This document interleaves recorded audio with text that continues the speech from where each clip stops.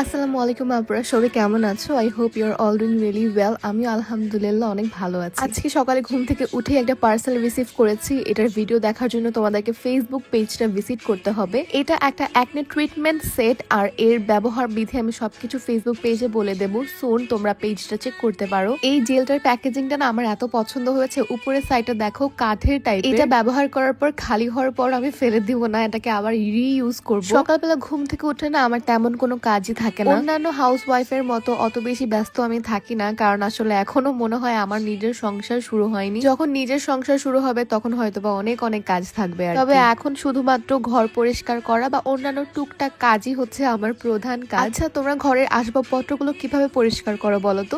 আমি মাঝে মাঝে এরকম শুকনো কাপড় দিয়ে পরিষ্কার করি, আবার মাঝে মাঝে একটু পানি দিয়ে ভিজিয়ে পরিষ্কার করি যাতে ধুলোগুলো না উড়ে আর কি। তোমরা কিভাবে পরিষ্কার করো বা কিভাবে পরিষ্কার করলে ভালো হয় আমাকে জানাতে পারো। আমার না লাল রঙের চাদর একদমই পছন্দ না, এটা আম্মু দিয়েছিল অনেক আগে। আচ্ছা, এই জিনিসটা দেখো, এটা ছাড়া না আমি রাতে ঘুমাতেই পারি না। আমি আসলে আলোতে ঘুমাতে পারি না, তবে আমাদের ঘরে ডিম লাইটটা জ্বালানো হয় কজ আমার হাজবেন্ড এটা ছাড়া ঘুমাতে পারে না, তাই আলো থেকে বাঁচতে আমি ওইটা চোখে দিয়ে ঘুমাই আর কি। আর যেটা বলছিলাম, লাল রঙের বিছানার চাদর না আমার একদমই পছন্দ না, তবে এটা আম্মু দিয়েছিল। আর পিওর কটন থাকাতে না এটাতে অনেক আরাম, যার কারণে মাঝে মাঝে এটা বিছানো হয়। আর আমার না বিছানার চাদর একদম টান টান না থাকলে ভালো লাগে না, মানে সবকিছু একটু পরিপাটি থাকলে না আমার মন খুবই ভালো থাকে। সকালবেলা বা দুপুরবেলা প্রচন্ড রোদ থাকাতে আমি জানালা খোলার সাহসই পাই না। বাইরে যখন দেখি একটু রোদটা কমে গেছে তখন গিয়ে জানালাটা খুলি, কজ এত গরম আমার আসলে সহ্যই হয় না। আর আমার বাসাটা হচ্ছে পুরান ঢাকাতে, আমি একটা নন অ্যাস্থেটিক বাসাতে থাকি, মানে আমাদের বাসাটা পুরাই নন অ্যাস্থেটিক। আর বাইরে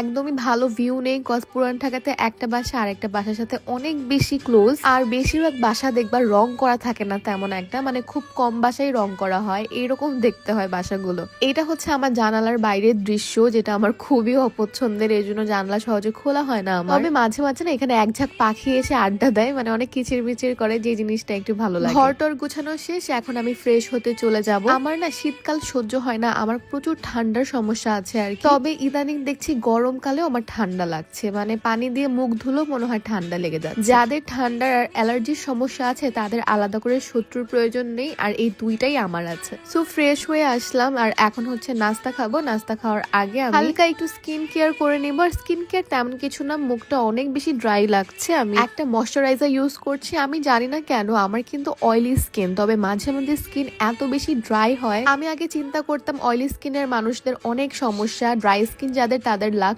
অনেক ভালো। তবে যখন চেহারা ড্রাই হয় এত টান টান এত বিচ্ছিরি ভাব হয়, এখন আমি বুঝি যে ড্রাই স্কিনেও অনেক বেশি প্যারা। সো আমার আসলে ড্রাই অয়েলি দুইটা মিলায় এখন কম্বিনেশন স্কিন হয়ে গেছে। ইদানিং অ্যালার্জির কারণে ফেসে অনেক বেশি পিম্পল দেখার কারণে না আমি স্কিন কেয়ার তেমন একটা করি না। যখন আমার ফেসে পিম্পল ওঠে তখন আমি খুব বেসিক স্কিন কেয়ার করি। তোমাদের এর আগেও বলেছি সকালবেলা আমার নাস্তা খেতে একদমই ভালো লাগে না, আজকে তাই এই স্লাইস কেকটা খাচ্ছি। এটা আমি আগে কখনো ট্রাই করি নাই, তবে আমার বর বললো এটা নাকি অনেক মজা, তাই আমি এটা ট্রাই করে দেখলাম, আসলেই মজা। যখন সকালবেলা কোনো কিছুই খেতে ইচ্ছা করে না তখন আমি অল টাইমের মাঝে মাঝে রুটিটা খাই, তবে এই স্লাইস কেকটা খাওয়ার পর মনে হলো রুটির বদলে এটাও খাওয়া যেতে পারে।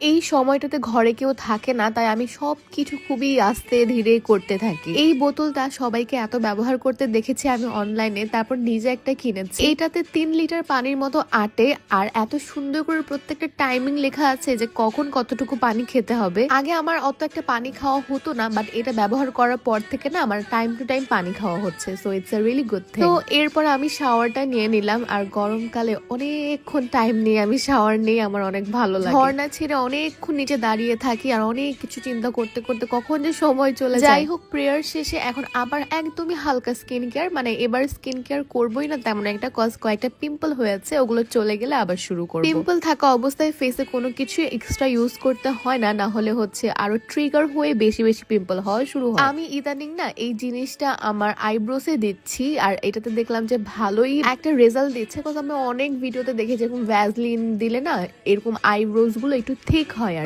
তোমরাও ট্রাই করতে পারো, এটাতে একটা ভালো রেজাল্ট পাবা। আর আমার যে সাদা যে জিনিসটা দেখতে পাচ্ছ ফেসে, এটা আমি একটা অয়েন্টমেন্ট লাগিয়েছি আমার পিম্পলের উপরে। যত যাই হোক না কেন, যত স্কিন কেয়ার কমিয়ে দেই না কেন, আমার এই পোর মিনিমাইজার সিরামটা আমি বাদ দিতেই পারি না, কজ এটাতে আমি খুবই ভালো রেজাল্ট পেয়েছি। কিছুদিন আগে আমার পোর্স এত বেড়ে গিয়েছিল, মেকআপ করলো না ভেসে ভেসে উঠতো, দেখতে খুবই বাজে দেখাতো। তবে এখন একদমই কমে গেছে আলহামদুলিল্লাহ।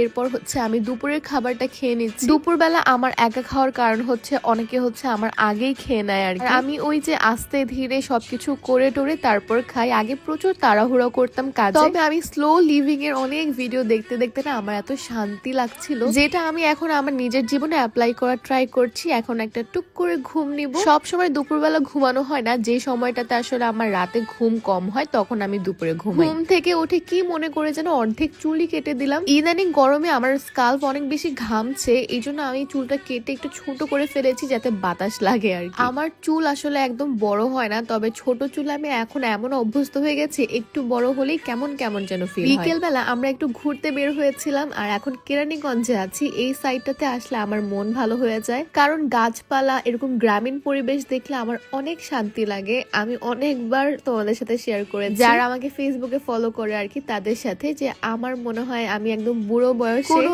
এক গ্রামীণ পরিবেশে বা কোনো একটা গ্রামে গিয়ে বসবাস করব। তোমরা এই দৃশ্যটা খালি উপভোগ করো এখন।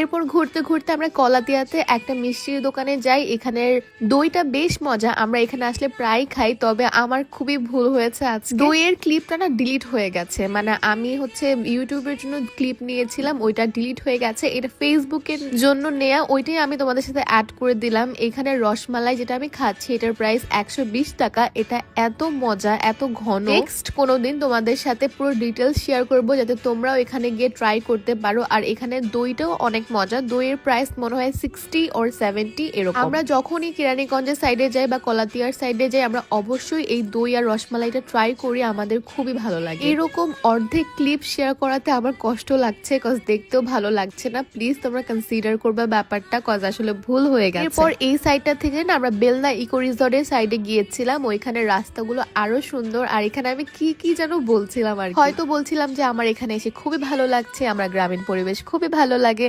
আর এইরকম রাস্তাতে খালি পায়ে হাঁটতে যে কি শান্তি লাগে। আমি অনেকক্ষণ এখানে খালি পায়ে হেঁটেছি, আর চারপাশে দেখো তেমন একটা মানুষজন নেই, জায়গাটা একদমই ফাঁকা নিস্তব্ধ, শুধুমাত্র পাখির আওয়াজ ছাড়া তেমন কোনো আওয়াজই ছিল না। সো আজকে এই পর্যন্তই, আপনারা সবাই অনেক বেশি ভালো থাকো। আল্লাহ হাফেজ।